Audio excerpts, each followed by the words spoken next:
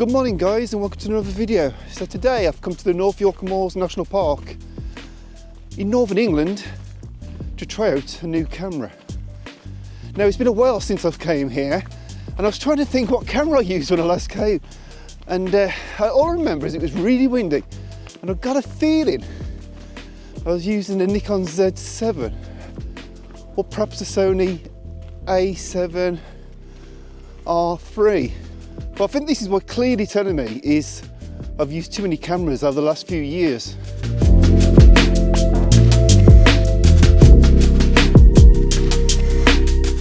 So by too many cameras, I mean that I've basically used too many different camera brands.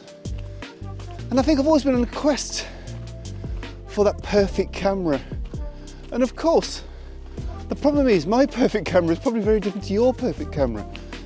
So I can safely say, really, in the last 4-year period, I've used Canons, I've used Nikons, I've used Sonys, I've used Fujis, I've used Olympus, I've used Panasonic, and I'm sure there's one I missed. But you know what? I have come to the conclusion that there isn't a perfect camera.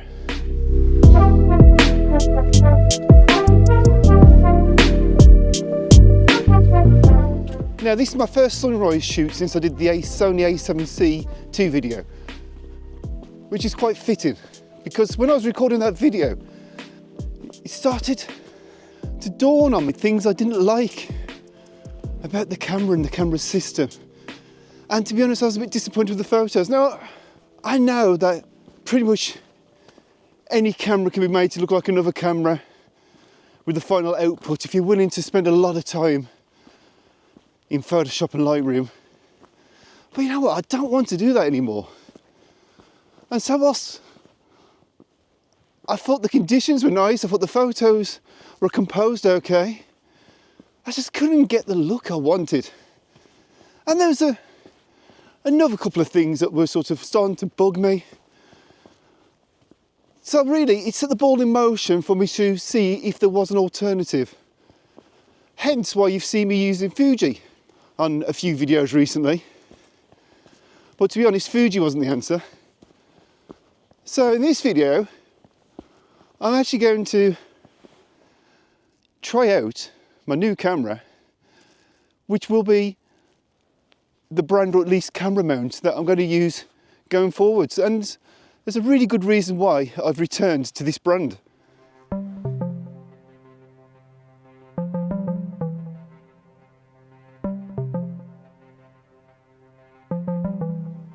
So a good bit of height. In the distance we can just see there's a bit of colour going on. And in front of us we can just about make out our subject for the morning. And that's the Captain Cook Monument. So I think I've got about 10 minutes to sunrise, so I'm going to have to work quite quickly here. So I'll catch up with you guys once I've found my composition.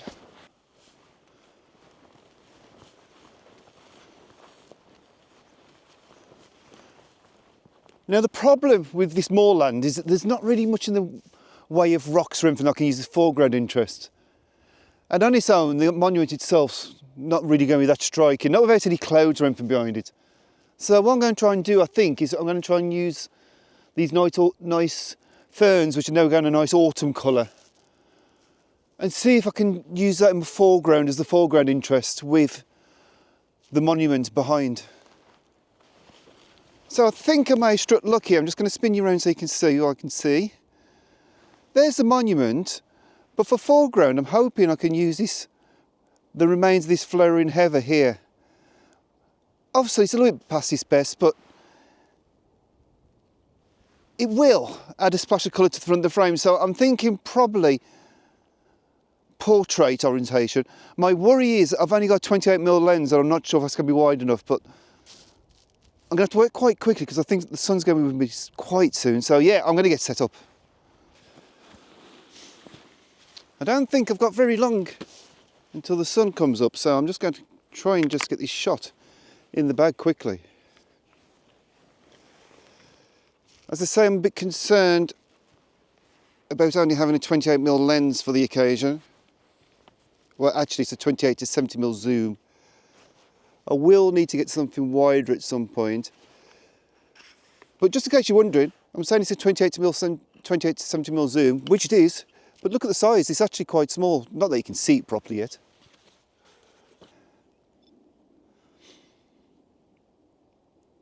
Oh, the joys of using, I say a new camera, it is a new camera, but I have owned this brand before. I've always been very impressed by this brand, and the only reason I really left it was just because I didn't think the autofocus was really fit for purpose for weddings and things like that. But guess what? I don't do as many weddings now, so that's actually not such an issue. So I'm just going to change the aspect ratio. And now I need to come a lot closer to this heather in the front. If it's going to have any impact on the shot, I think I need to be right over it and slightly tilting down, which is worrying me because I think the monument may sort of slant a bit, but I'm hoping I can sort that out later. So I think we're about to get first light, which is a bit frustrating because I'm not in place. It was a bit of a drive, early start today to get here. Yeah, I need a wider lens.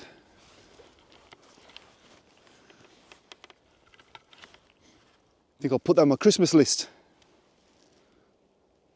Right, so I've set it to self-timer for 10 seconds because it's all a bit wobbly, as you can see.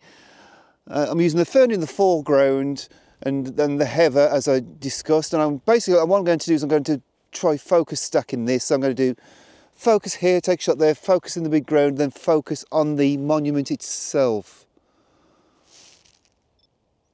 And each shot is going to be f8. I really wish I had a wider lens.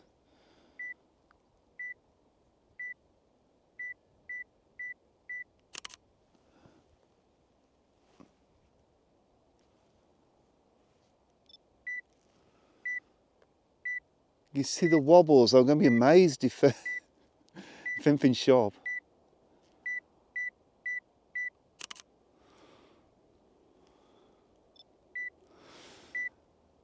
I think I'm going to take a fourth one actually on the monument itself. Rosebery topping in the distance is getting a nice little bit of light.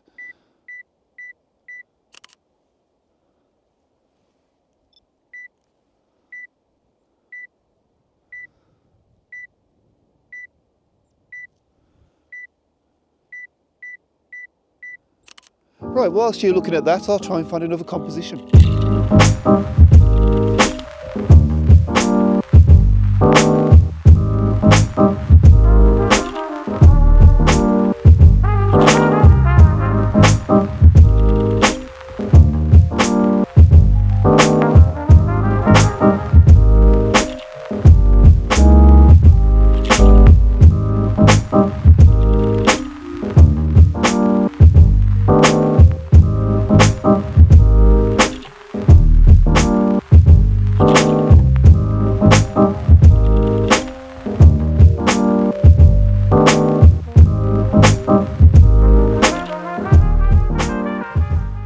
A gorgeous little detail shot here. There's a little bit of frost. I don't think it's going to last very long though, so I'm going to have to work really quick. And perhaps actually a little bit too close to it. I think I'm going to go for a square crop on this. I've got one stray fern in, which I'm going to have to try and knock out, I think. I'm worried this might ruin the shot though. Oh well, it's frozen on. That solves that problem. Yeah, polarизer's working lovely. Okay, I'm going to go for F13. No. F10. Which is giving me a 1 second exposure. Square crop. And that's the shot.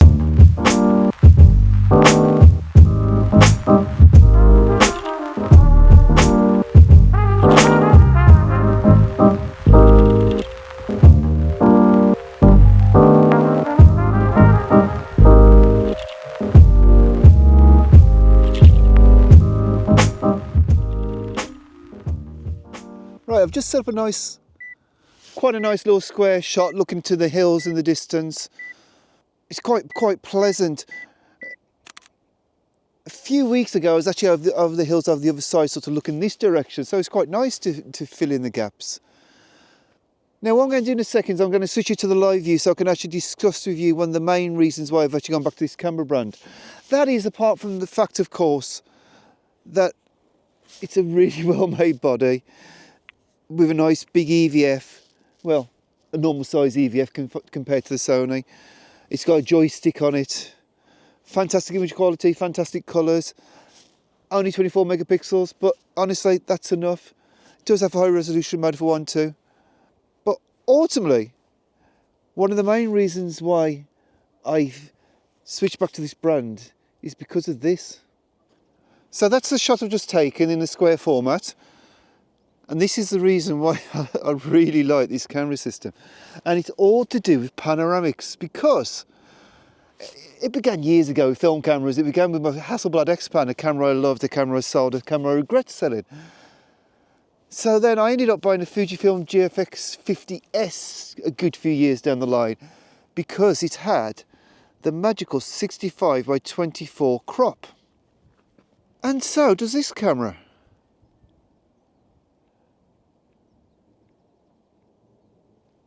.65 by 24 panoramic format, and straight away well, it's just beautiful, isn't it? And I do think this sort of kind of landscape photography where you've got like quite a nice sort of plain with basically a ridge of mountains in the distance, I do think it works really nice for panoramics. In some ways it's harder to try and get it across in a normal frame. Panoramics just work perfectly for it. Now I know there is an argument that I could come here and I could stitch shots to try and create the same sort of thing, but ultimately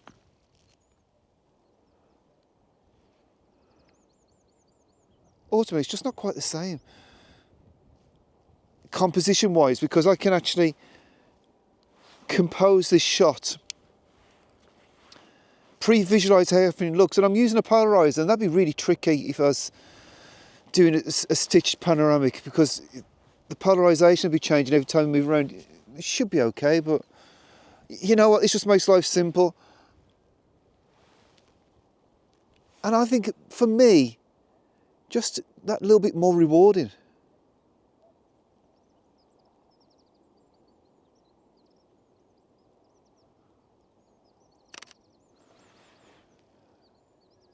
I think that's the one, and I'll put it on the screen for you. So guys, just in case you hadn't worked it out yet, I've gone back to Panasonic. I've gone back to the Lumix S system. I've got the Lumix S5 2X, and there's a good reason why I've got the X, and I'm probably not going to go too much into it now, but a lot of the reason for me doing it is based on the performance of the Fujifilm XS20, which, to be honest, wasn't very good for video. A few things have happened with me in Fujifilm over the last 6 weeks, and I think I'm going to do another video about it, because it might be useful to somebody, to be honest, because I think a lot of mistakes were made, and not necessarily by me. If you remember, in that video I needed a good video camera that was going to act as a B cam for my Sony. Well, I've also done some jobs with the Sony over the last 3 or 4 weeks, and I was finding for paid work it wasn't really stacking up. I needed to mount a flash on it, and I needed a joystick, and I needed dual card slots. So all roads have led me back to Panasonic, who I only left the Panasonic system really because the S5 Mark II, I didn't find the autofocus good enough. Although, after using Fujifilm, it was amazing. However, there was a firmware update in April, which updated all the firmware on the S5 Mark II, and now it's a lot better. It's not Sony level, but it is a lot better. So yeah, I'm back, and even in this short time, I'm remembering how much I love the system, and I'm just looking forward to just getting out and taking some photos with it, to be honest. And I feel like I've been on an expensive journey over the last 4 years of trying different camera brands and trying to work out which is the best camera for every scenario. And the reality is there is no such thing as the perfect camera for every scenario. And it's a case of then picking the things that you need from that camera or that camera brand. Now, I'll pretty much guarantee there's going to be people out there watching this now who have used a system that I'm no longer using, i.e. Sony, Nikon, and you're going to be basically wondering why I've made this decision, thinking I'm wrong about this decision, not agreeing with the reasons why I've done it. But the point is really that you have to base the decision of the camera you want to use around what you want from that camera, what your requirements are. And for me, this ticks 95% of everything I need to do. I would like it to have slightly better autofocus like Sony level, but I think I can live with the trade-off in autofocus to get everything else, including that lovely panoramic crop.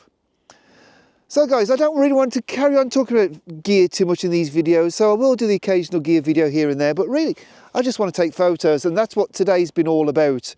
And I think I've got 3 shots. I think I've definitely got 2 shots I'm happy with. I think I've got 3 shots I'm happy with, so I think it's been a productive morning. I think it's time to get back to the van, have a brew, and hatch a plan for later on. So yeah, if you've enjoyed this video, please give it a thumbs up, maybe subscribe to the channel if you haven't, and I'll see you soon for another one. Thanks for watching.